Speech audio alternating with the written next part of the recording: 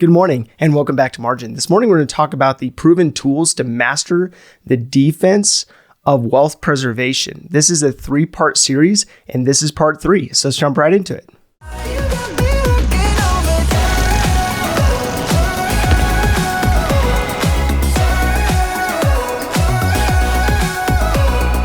So next 3 types of insurance come down to protecting you and or your family in the event that you are no longer able to work.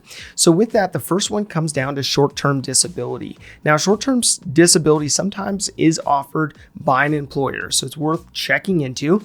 Otherwise, looking into a private policy that would cover your income, a portion of your income. It's a percentage of your income in the event that you are unable to work for a period of time.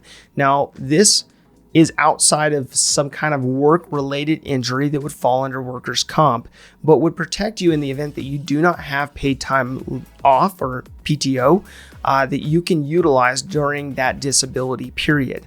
The second aspect comes down to long-term disability. This also may be a policy that is covered by your employer. And so it's important for you to look at, okay, is this covered? And if not, what third party can I go to in order for me to make sure that I have this policy in place? But this protects you in the event that you have a disability that is for the long term that doesn't permit you to return to work. So this again will be a portion of a percentage of your former wages or your salary, and will protect you and your family from that wage loss from that disability. So the next policy to make sure that you have in place comes down to life insurance. Now, life insurance isn't for everyone, and depending on your season of life and the level of wealth you've achieved, you may not need this policy. But I would just recommend that you look into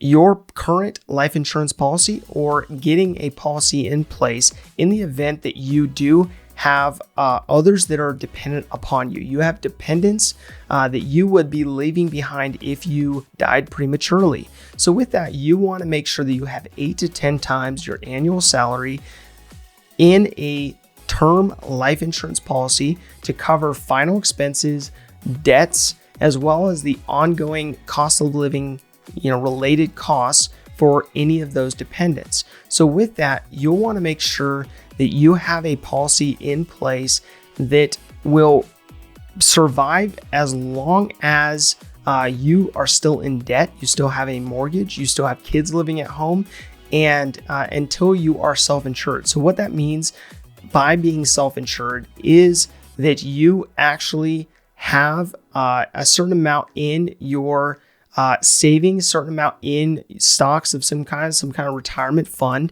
that you could live off the dividends. You have a certain amount of passive income that would make sure that you have the funds you need to cover your expenses, to cover your cost of living.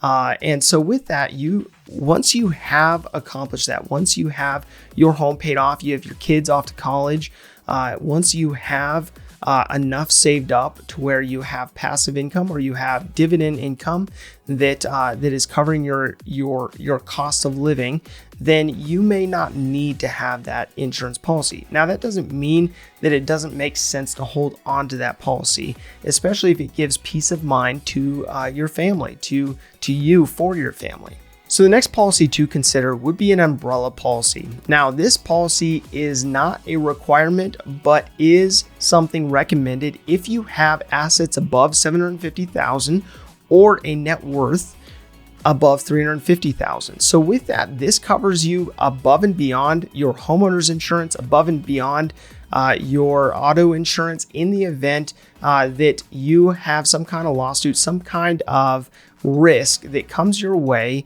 that those policies otherwise wouldn't cover. So it's important to have this policy in place. It's relatively inexpensive to have, and it's important to have it in place in the event that that there may be risk that's outside of your purview, outside of your consideration at this point.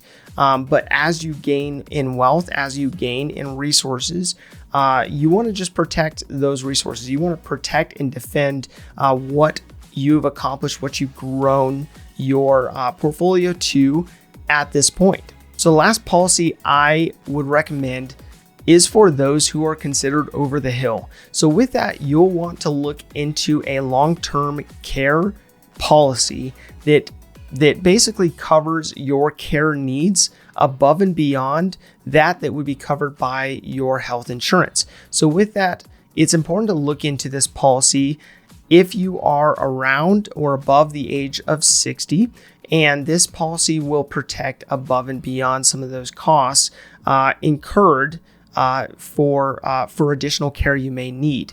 So with that, this is not an all-encompassing list, but it's important for you to look at how to defend against any kind of attack, defend against losing ground. And these policies, these approaches, this approach to having a plan to spend, having reserves, having the proper policies in place to protect you and your family, defend against attacks.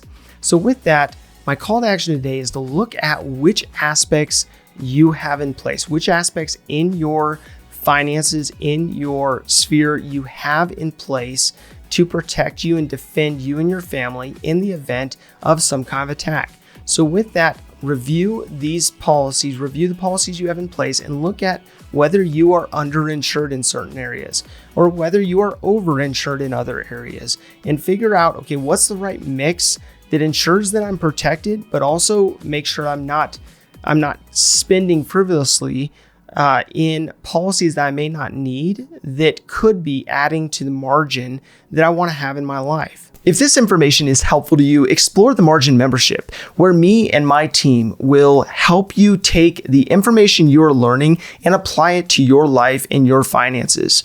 I've built an interactive course that allows me and my team to come alongside people like you to help you revamp your finances and build margin into your life. Click the link in the description below for more information.